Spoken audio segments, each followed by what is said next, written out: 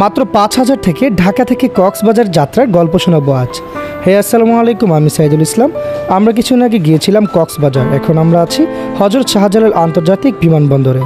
আমরা হযরত শাহজালাল আন্তর্জাতিক বিমানবন্দরে এসে ফ্যালকন কফিতে খুবই সাশ্রয়ী মূল্যে আমরা চিকেন রাইস খেলাম। খাওয়ার পর আমরা ধীরে ধীরে বাংলাদেশ হযরত শাহজালাল আন্তর্জাতিক বিমানবন্দরের যে ডোমেস্টিক টার্মিনাল আছে, আমরা যেহেতু কক্সবাজার যাব সেজন্য আমরা ডোমেস্টিক টার্মিনাল দিয়ে আমরা আমাদের বিমান ধরব। ঝিরিঝিরি বৃষ্টির দিনে আমরা প্রবেশ করলাম ডোমেস্টিক টার্মিনালে। বোর্ডিং পাস এবং আমাদের যাবতীয় টিকিটিং কার্যক্রম শেষ করে আমরা ধীরে ধীরে এগোচ্ছি ডোমেস্টিক টার্মিনালের দ্বিতীয় তলায়, যেখান থেকে বাইরের রানওয়েতে খুব সুন্দরভাবে বিমান ওঠানামা করতে দেখা যায়। সেই সৌন্দর্য উপভোগ করার জন্যই আমরা দ্বিতীয় তলায় চলে গেলাম। সাথে ছিল কালবেলা সাংবাদিক লিয়াকত মাসুদ ভাই সহ আরও দুজন সাংবাদিক।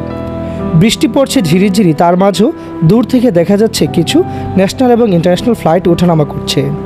কিছুক্ষণ পর বাস আসলো আমাদেরকে রানওয়ের দিকে নিতে। বিশাল বড় বাংলাদেশ বিমান এয়ারলাইন্সের 787 বোয়িং দেখতে দেখতে আমরা চলে যাচ্ছি আমাদের বিমানের কাছে। রানওয়ের ভিডিওটি টেনে দেওয়ার উদ্দেশ্য হলো খুব লং ভিডিও হয়েছিল, আপনারা দেখতে দেখতে বোরিং হয়ে যাবেন।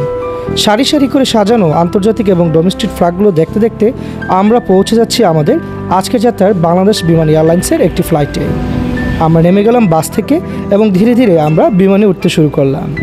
আমাদের এই বিমানটি যদি বিমানে প্রথমবার চড়েছি, তবে ভয়ানক একটি মুহূর্ত ছিল আমাদের এই ভ্রমণ। আমরা প্রথমে উঠে আমাদের সিট খুঁজে নিচ্ছিলাম। যেহেতু বিমানে প্রথমবার, যেহেতু আমরা সিট খুঁজতেও একটু বেগ পেতে হচ্ছিল। সিটে বসে সকলে একসাথে সেলফি নিলাম। এরপরই হলো আসল খেলা। বিমান আকাশে ভাসলে কীরকম দেখা যায় সেগুলো আপনাদেরকে আগে দেখাচ্ছি, ল্যান্ডিংটা একটু পরে দেখাবো। কিছুক্ষণ পর আমাদেরকে নাস্তা দেওয়া হলো। বিমান বাংলাদেশ এয়ারলাইন্সে যেরকম নাস্তা প্রত্যাশা করেছিলাম এর বেশি কিছু না।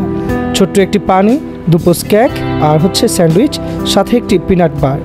এগুলো খাওয়ার মতো কোনো রুচি ছিল না আমাদের, কেননা বিমান যা খেলা দেখাইছে ভাই, বলার মতো না। তারপর আমরা কক্সবাজার এয়ারপোর্ট নেমে গেলাম এবং ছোট্টখাট্ট একটি এয়ারপোর্ট কক্সবাজার।